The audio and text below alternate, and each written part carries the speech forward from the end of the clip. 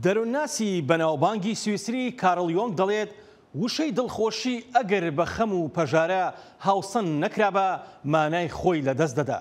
لە واشنگتن دیسیەوە سڵاوی ستافی زایەڵەی داهێنانتان لێبێت.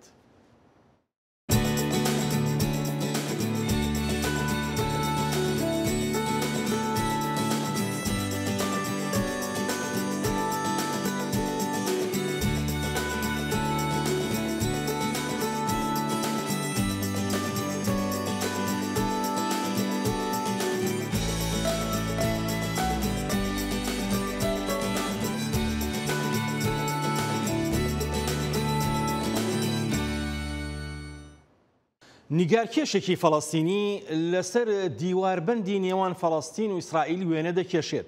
کارەکانی گوزارشتن لە مەرگ و نەهامەتی و جەنگ لە پێناو خەمی لەدەستدانی ژیانی خەڵک بەهۆی دووبارەبوونەوەی شەڕی فەڵەستین و ئیسرائیل. ئەو هیوەخوازە فەڵەستینیەکان لە ئاشتی و ژیانێکی شایستەدا بژین و مناڵەکان دڵیان خۆش بێت و وەک مناڵانی دیکەی جیهان بژین، نەک لەناو جەنگ و مەرگدا.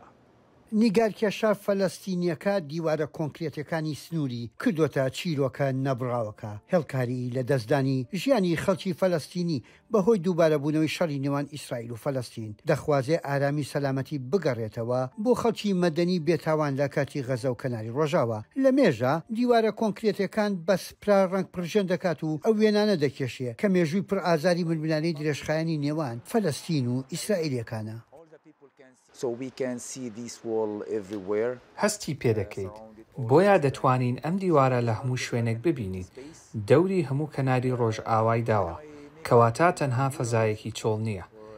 کاتێک کاری هونەری لەسەر ئەم دیوارە دروست دەکەم، پێویستە پەیوەندی بە بابەتی ئەم دیوارەوە هەبێت، وەک پانتایەکی دابڕاو لە نێوان خەڵک و خەڵکانی دیکە. ئەوە شەڕ نییە لە نێوان دوو دەستەڵاتی یەکساندا، نێوان دوو وڵاتیان هەر شتێکی لەو جۆرە. ئەوە تەنها داگیرکاریە. هێشتا خاکەکە قوت دەدات و لە هەموو شوێنێکی غەزە و کەناری ڕۆژئاوا فشار لە خەڵکەکە دەکات. ئیسرائیل لە ساڵی 2002دا دەستی بە دروستکردنی دیوارەکە کردووە کە بەرزەکەی 8 مەتر و درێژەکەشی 700 کیلۆمەتر بووە بە درێژایی سنووری ئیسرائیل فەلەستین. بەر لە ساڵی 1968 کە ناوی بربەستی جیابوونەوەی لێنراوە، ئێستاکە ئەو دیوارە بووە بە کانڤاسێکی گەورە. لێرە لە فەڵەستین پێش ئەوەی ئەم شەڕە و دوایین شەڕ لە غەزە دەست پێ بکات، خەڵکێکی زۆر لە کەناری ڕۆژئاوا کوژران. بەڵێ، ئامۆزاکەم کوژرا، دراوسێکەم کوژرا، وەک زۆر کەس لە شەقامەکاندا کوژران بە شێوەیەکی هەڕەمەکی هەروەکەوەی کوشتن لە دەرەوەی یاسا لەبەرەوەی ئەوان تەنها فەڵەستینین. فەڵەستینی بوون بە سەبەوەی لێرە لە کەناری ڕۆژئاوا بمری، هەروەها لە غەزەش بە هەمان شێوە. دیوارێکی هاوشێوەی ئێرە لە کاتی غەزەش هەیە، بەڵام هونەرمەندێک نییە بیڕازێنێتەوە. تاکس لەو دۆخە دژوارەی غەزە نیگەرانە کە زیاتر لە 2 ملیۆن خەڵک لە غەزە لە ناو زیندانێکی ئاسمانکراوەدا بێهیواجێ هێڕاون. هەروەها باس لەو دۆخە ترسناکەی کەناری ڕۆژئاواژەکات کە خۆی تیایدا دەژی. سەر دیوارەکانیش وێنەی چەندی قوربانی دەستی ئیسرائیلەکانی تایە. شیرین ئەبوو عەقلا ئەو خانمە ڕۆژنامەنووسە لەلایەن قەناس بەدەستێکی ئیسرائیلەوە لە جنین کوژرا. ئەو لەوێ ڕووماڵی دۆخێکی دەکرد، بەڵام فیشەکیان نابەسەریەوە. کاتێک نیگار دەکێشم، لێرە نووسیم نەک ڕۆژنامەوانی بەڵکو دادپەروەری، چونکە هیچ دادپەروەریەکی نەبوو، چونکە ئەوان وەک سەربازێکی گەمژێتەقەی لێ دەکەن. من هەواڵی ڕاستەوخۆم نووسی بۆ ئەوەی وێنا بکەم کە چۆن هێشتا لە ژیاندایە. ئەمە ڕاستە. ئەوە پەیوەندی بە ڕووداوەکانەوە نییە و بەڵێ لە بیرمان دەچێتەوە. نەخێر، زیندووە، هەموو کات زیندووە. دادپەروەری نییە سەیری خەڵک بکەیت کە خەڵک دەکوژرێن و دەمرن. منداڵان و ژن هەروەک کیسەی زبڵ و خاشاک دەمرن. پێم وایە کاتی ئەوە هاتووە ڕێگە بدەن ئەم کەسانە دەرفەتی ژیانیان هەبێت وەک ئەو کەسانەی تر کە لەم جیهانەدا دەژین. ئەیاد حەلاق کە وێنەکەی لەسەر دیوارەکە وێناکراوە لە ساڵی 2020 لەلایەن پۆلیسی ئیسرائیل و تەقەی لێکرا و کوژدا کاتێک هەوڵیدا لە بازگەی دەواازەی شێرەوە لە قورسی ڕۆژهەڵاتەوە بڕوات بەرەو قوتابخانەیە کە بۆ خوێندکارانی خاوەن پێداویستی تایبەت بوون. کوژدا ئەو چەکی پێ نەبوو، تەنها هاوڵاتێکی ئاسایی بوو. وێنەیەکی دیکە ڕۆژنامەنووسی فەلەستینی ئەمریکی شیرین ئەبوو عەقلەیە کە ماوەی 25 ساڵ پەیامنێری ناساوی عەرەب بوو لە کەناڵی جەزیرە. لە ساڵی ڕابردوو لە کاتێکدا راپۆرتێکی لە کەناری ڕۆژئاوا ئامادە دەکرد لەلایەن هێزەکانی بەرگی ئیسرائیل و تەقەی لێکرا و کوژە. ڕۆمانووس و چیرۆکنووسی چیشی فرانس کافکا دەڵێت هەر کەسێک توانای بینینی جوانی هەبێت هەرگیز پیر نابێت. خاوەنی چەندین شاکارە هونەری گەورەیە. دەیان پیشانگای تایبەت و هاوبەشی کردوتەوە لە ئەڵمانیا و لە وڵاتانی دیکەی ئەوروپا و کوردستان و وڵاتانی دیکەی عەرەبی. جیاوازیەکانی ئەم هونەرمەندە تەنها لەوەدانە کە بەرزی تابلۆکانی هێندەی بەرزی خەیاڵ و دنیابینی ئەوە، بەڵکو مەودای بینین و وێناکردنی ئەدەبی و فەنتازی و خەیاڵ و خەونەکانی لە ناو تابلۆکانی و پەیامە هونارەکانیدا لە درەوشانەوەدایە. ئێستاش لە ئەڵمانیاوە بەهادین میوانی زایاڵەیە. بەهادین ئەم کاتت باش. ئەم کاتی ئێوەش باش ئاسۆجان، زۆر سپاس بۆ بەسەرکردنەوەتە. هەر بژین، زۆر خۆشحاڵ بۆم هەڵبەت. بەهادین ئەمێ لەوە دەست پێ بکەم، ئایا جوگرافیا ئەتوانێت ببێتە کۆت و بەندێکی بەهێز بۆ هونەرمەند وای لێ بکە کە توانای بینینی و ڕوانینی تەنها لە چوارچێوەیەکی جوگرافی دیاریکراودا بسوڕێتەوە؟ سەرەتا دەمەوێت بڵێم ئەگەر هونەرمەند لە خۆی لە جێگەیەکی دیاریکراوە ببینێتەوە و لەوێدا دەست پێ بکات بە ئاشنابوونی بەرەو دنیای ئەو نهێنیانە بگاتە شاکارەکانی لە کارە هونەرەکانی بەرجەستە و ببینرێت. پێم وا بێت جغرافیا بۆ هونەرمەند جێگەیەکی زۆر تەسک و زۆر ئاماژە بۆ ناکات کە هونەرمەند پێ بگات. پێم وا بێت کە هونەرمەندی شێوەکار بەتایبەت ئەگەر لە هەر وڵاتێک لە هەر جێگایەک بێت گرنگە کە مرۆڤانە ئینسانانە تەماشای دنیا بکات.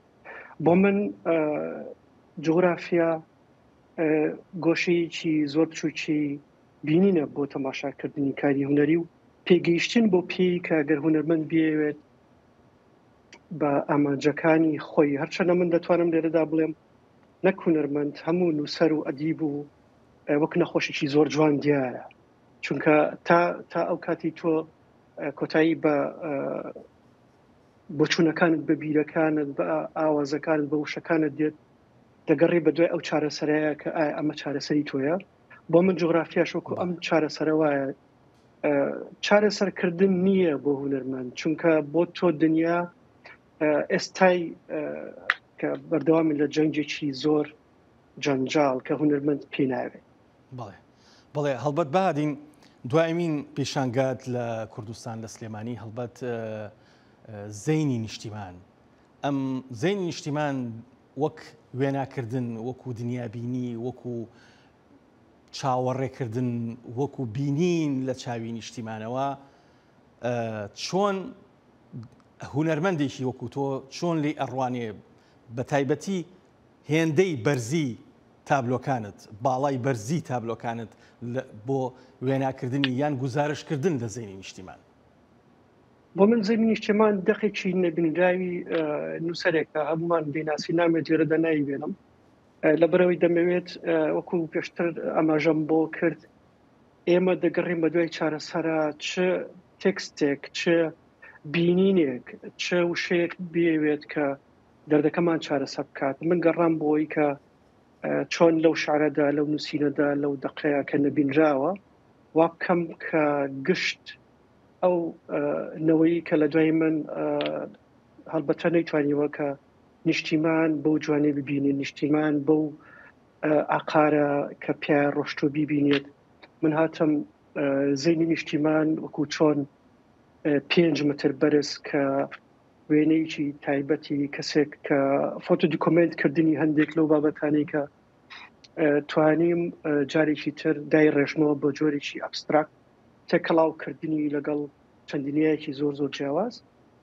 بۆ من ڕەش و سپی یان لێدانی دڵی ناوەڕۆشی کارەکە و تێکستە نەبینراوەکە بتوانم هەردووچی پێکۆ ببەستم و بیکەمە زەینی نیشتیمان. ئایا زەینی نیشتیمان بۆ هونەرمەند و بۆ تاچی سادە ئەبێت چی بێت زەینی نیشتیمان؟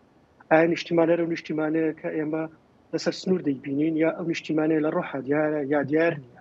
ئەمە بۆ من تاوتێکردنێکی جیاوازکردنە بۆ کاری هونەری. ئایا دەبێت تێکست هەمیشە ببینرێت یا وێنە دەبێت بۆ جۆرە تەماشا بکرێت کە شاعیرێکیان نووسەرێکە شارێک دەنووسێت هەڵبەتە وێنەکە نابینێت. من هاتووم ئەم دەقەم لێرەدا دۆزیوەتەوە کە ناوم ناوە زەینی نیشتیمان. هەڵبەتە شارەکە ناوی زەینی نیشتیمان نییە، شارێکە ناوی کەلارە کە هی شاعیر و نووسەری کورد کاردلاوە قەرداخیە.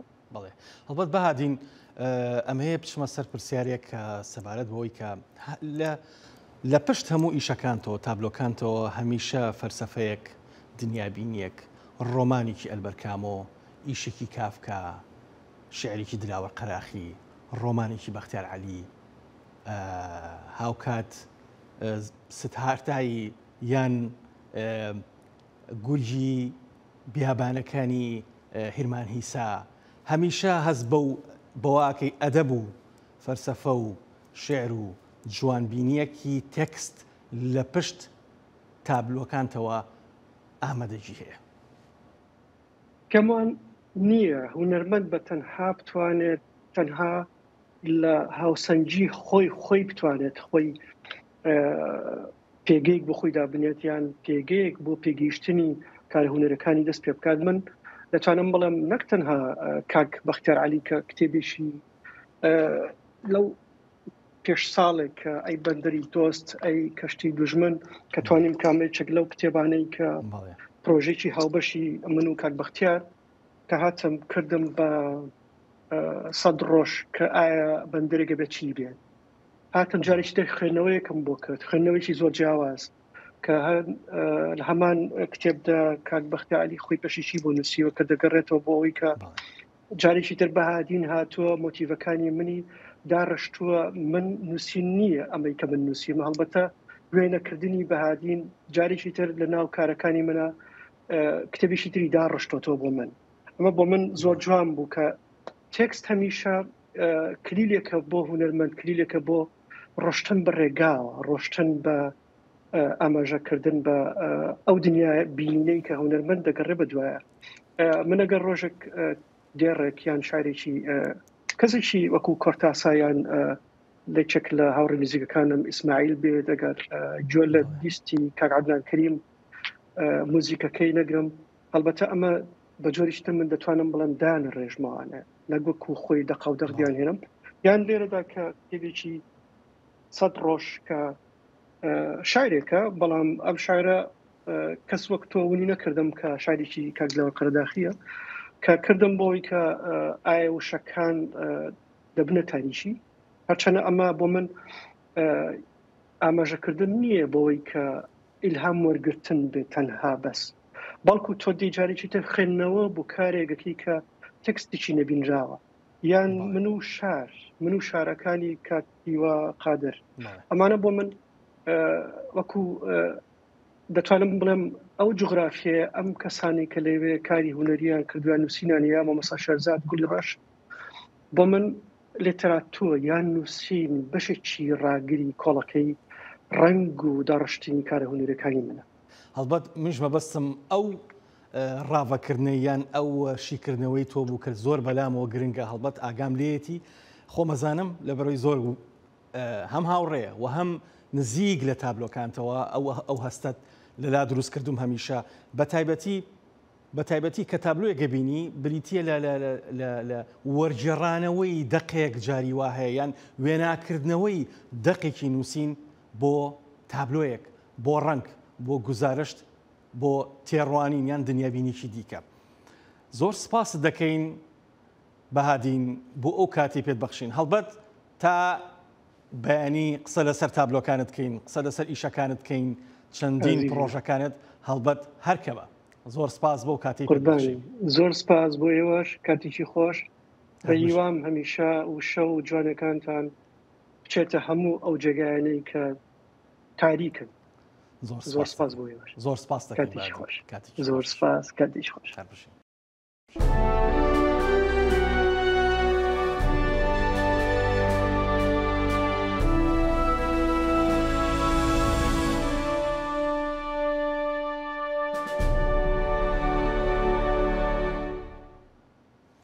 وا باوە کە هونەر تەنها ئەوانە چێژی لێ دەبینن کە چەشەی هونەریان هەیە یان هونەرمەندن بەڵام زانست ئەمەی بە درۆ خستەوە دەڵێت هەموو مرۆڤەکان دەتوانن چێژێکی خۆشی بەخش و ئارامی دەرونی وەرگرن لە ڕێی سێرکردنی تابلۆیەکەوە لەبەر ئەوەی کاتێک لە تابلۆیەک دەڕوانیت مێشک هۆرمۆنی دۆپامین دەردەدات کە هۆرمۆنی خۆشی بەخشینە. ئایا تا ئێستا بیرت لەوە کردوتەوە کە سیرکردنی هونەر چ کاریگەریەکی لەسەر مێشکت هەیە؟ سەردانکەرانی گەلەری کۆرتۆڵ لە لەندەن دەتوانن لە ڕێگەی بەستنی ئەم هێدسێتی ئەلکترۆ ئەنسڤالۆگرامەوە ئەوە بزانن سیگناڵە کارەبایەکان لە مێشکی بەکارهێنەرانی وەک ڤایژ ڤێرزۆلی دەبینیت. کاتێک بە ناویاندا گوزار دەکەیت من تەنها وەک شتێکی ئاسایی وەرم گرت و دواتر بینینی ئەوەی کە لە ڕاستیدا لەسەر شاشەکە چۆنە سەرسوڕهێنەرە بەڕاستی شتێکی سەرسوڕهێنەرە. ئەم پرۆژەیە لەلایەن سندوقی هونەری بەریتانیەوە وەگەڕخرا بۆ تشک خستنە سەر ئەو کاریگەریە ئەرێنی کە هونەر دەتوانێت لەسەر هەست و سۆزی خەڵک دروستی بکات. پێم وایە هەمومان دەزانین کە شتێک ڕوو دەدا کاتێ سەیری شتێک دەکەین کە جوانە یان شتێکە سەرنجڕاکێشە. بەڵام ئەوەی ئەمە نیشان دەدا نەخشی شەپۆلەکانی مێشکتە کاتێک شتێک دەبینی کە سەرنجڕاکێشە یان ئیلهام بەخشە یان هەستێکت لەلا دروست دەکا. توێژینەوەکە دەری خستووە بینینی شتێکی جوان دەبێتە هۆی دەردانی دۆپامین هەستکردن بەخۆشی کە بەشێکی سەرەکی مێشکمان هەندەدات ئەمەش بەپێی زانای هەستە دەمارەکانی زانکۆی ڕۆدگێرز. ئەگەر جوانی لە پارچێکی هونەریدا ببینیت ئەوە ئەو بەشەی پێشەوەی مێشکێت بەرەو ئەو شتا ڕادێکێشیت. ئەو بەشە هاوکاتە لەگەڵ ئەو ناوچانەی کا بە زۆری لە جۆرێک لە چارەسەری کلینیکیدا دەکرێنە ئامانج و بۆ شتەکانی وەک خەمۆکی. هەروەها ئەوە ناوەندی شوێنێکی دیکەیە ئاماژەن بۆ پاداشت و چێژ و چەمکی خودگەرایی. بۆیە زۆر شت لەو بوارەدا ڕوو دەدەن و پێم وایە سەرنجڕاکێشە مامەڵەکردن لەگەڵ هونەردا هەمان ئەو بوارەش دەگرێتەوە. سندوقی هونەر پلانی هەیە بۆ هێنانی هێرسێتی EEG بۆ مۆزەخانەکانی دیکە لە سەرانسەری بەریتانیادا. هاوڕێکانی پاش مردنی درچیان بەوە کرد کە شکسپیر دەبێتە ئەستێرەیەکی درەوشاوە تا دنیایە. بەڵام دەمودەست نەیانتوانی کۆی بەرهەمەکانی چاپکەن چونکە ئەو کاتە 400 ساڵ لەمەوبەر چاپکردن زۆر سەخت بوو. هاوڕێکانی شکسپیر دوای 7 ساڵ لە مردنی کۆی بەرهەمەکانیان کۆکردەوە. لە 8 مانگی 11 ساڵی 1623دا کۆبەندی شاکارە گرنگەکانی شکسپیریان بڵاو کردەوە. پێدەچێت نزیکەی 750 دانە چاپ کرابێت کەسی شانۆنامەی لەخۆ گرتووە. ئەم وێنەیەی ویلیام شێکسپیر لە بۆشایی ئاسمان دەسوڕێتەوە. 400 ساڵ تێدەپەڕێ بەسەر بڵاوبوونەوەی بەرگی یەکەمی بەرهەمەکانی ئەم شانۆنامە نووسە بەناوبانگە. وێنەی شکسپیر لە لووتکەی جیهاندا مەبەستم ئەوەیە ئەمە ئاوەڵواتایە ڕاستە چونکە وەک دەزان شکسپیر نووسەرێکی جیهانی شانۆیە. سینەماکار جاک جیوەرز وێنەکەی و وتارێکی فیلمەکەی بە ناوی خەونی شەوێک لە ناوەڕاستی هاویندا لە ناو باڵۆنێکدا ناردووە بۆ زەنجیرە فیلمێک بە بۆنەی ڕێزگرتن لە یادی ساڵانەی شێکسپیر. ئەو شەش کورتە فیلمەکەی بۆ پرسە هەنووکەیەکانی وەک پەنابەران لە دەریا یان شەڕی ئۆکرانیا لەگەڵ وتارێکی و چامە شیعریەکانی شێکسپیردا تێکەڵ کردووە.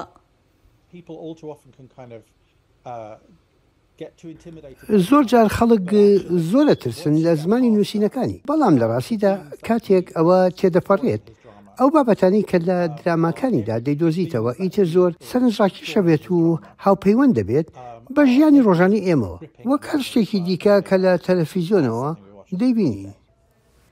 بەرگی یەکەمی شانۆنامەکان بە کۆی بەرهەمەکانی شێکسپیر ناسراوە بە یەکێک لە گرنگترین پەرتۆکەکانی ئەدەبیاتی ئینگلیسی دادەنرێ بەبێ ئەوەی ڕەنگە شانۆنامەکانی وەک شانۆی مەکبێز لە ناو بچوونایە.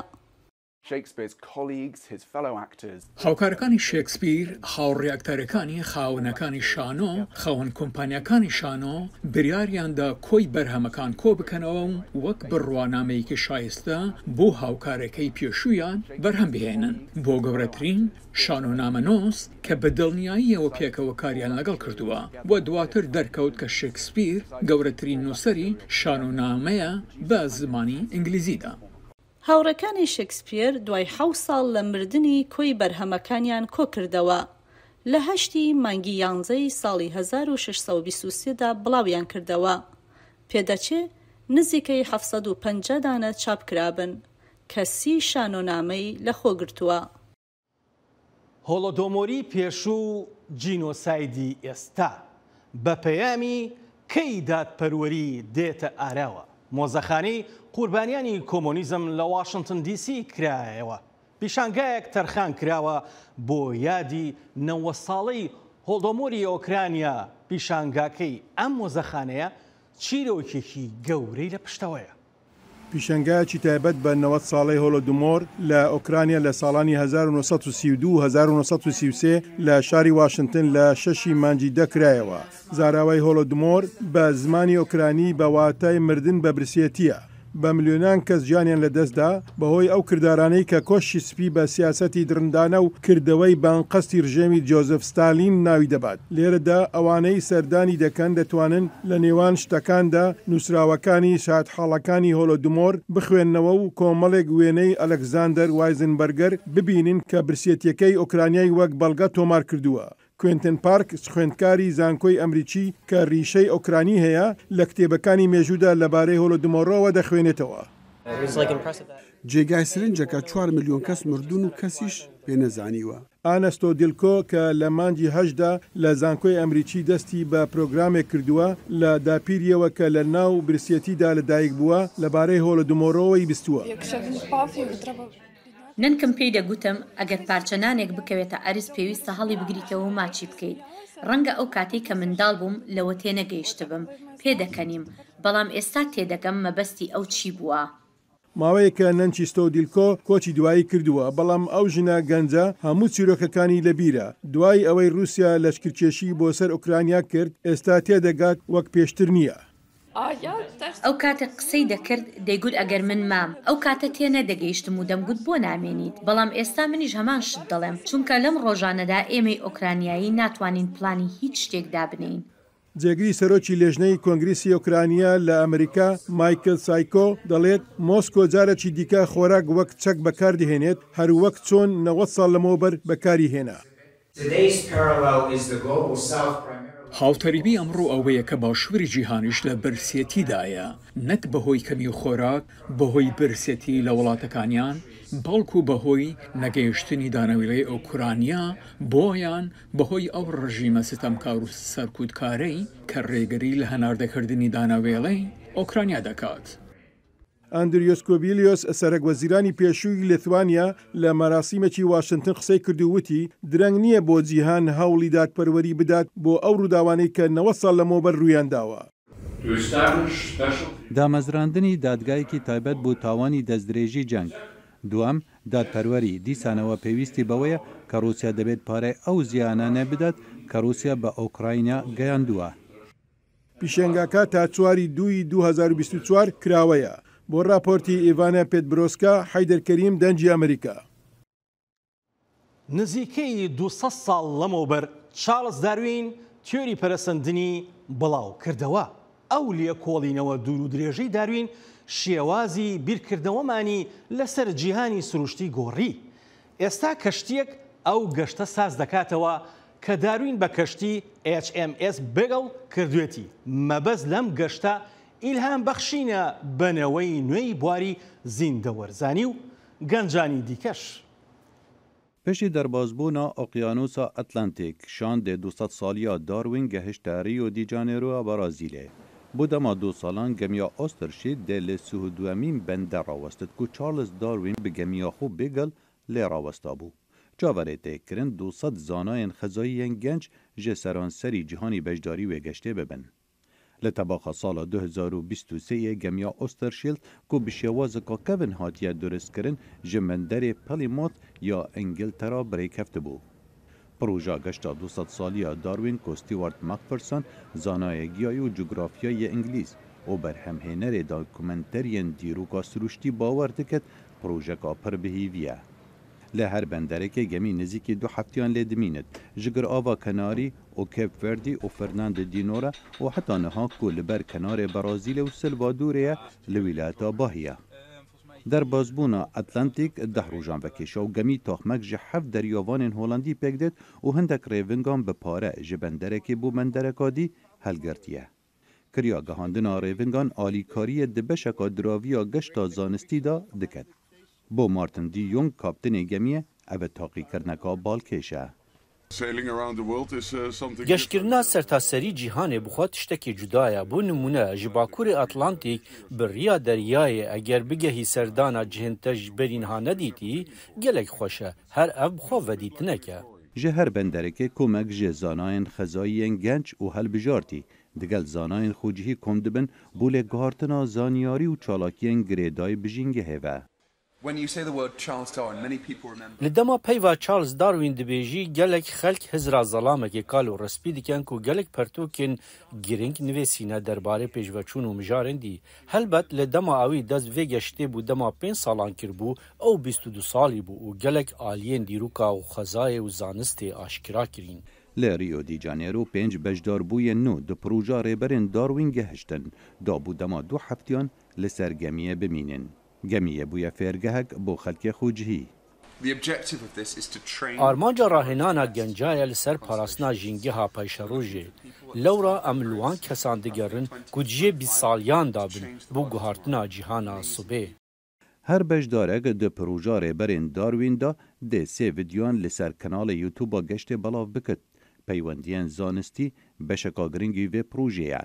Marlin Helsenbaum lêkolîna xwe li dema mana wê li gir ava ras û encam da û ew dibêjitin me serhejmêrî bi dronan kir. Em hewla dîn hevberiyê di navbera hejmartina destî û ya teknolojiya karînana dronan bikîn. Mebesta hejmartina werdekên gewr bi dronan û şêwaziyên kevin ya hejmartinan bi destê ya xelkê xwecihî kin. Li Rio de Janeiro rêberên Darwiniyên nû dê karî li ser vejandina daristanan û vegerandina meymûnan û jiyana dolfînan û çandina hizaran daran li cihên dordest bikin û gelek ji van çalakiyan dê dibistanan êne weşandin. Sara Darwin ku nevî çêçika Charles Darwin e dê bejdarî digeşta nû da bo Uruguay biket. Xalid Fetah, Dengê Amerîka. چالاکوان و بەرگریکار لە مافی شارستانیەکانی ئەمریکا مارتن لوتەر کینگ دەڵێت مۆسیقای جوان هونەری پەیامبەرەکانە کە دەتوانێت وروژاندنەکانی ڕۆح هێور بکاتەوە. یەکێکە لە شایستەترین و خۆشترین دیاریەکان کە خودا پێی بەخشیوین مۆسیقایە. تا زایڵەیەکی دیکە و جوانێکی دیکەی جیهان ماڵەوە.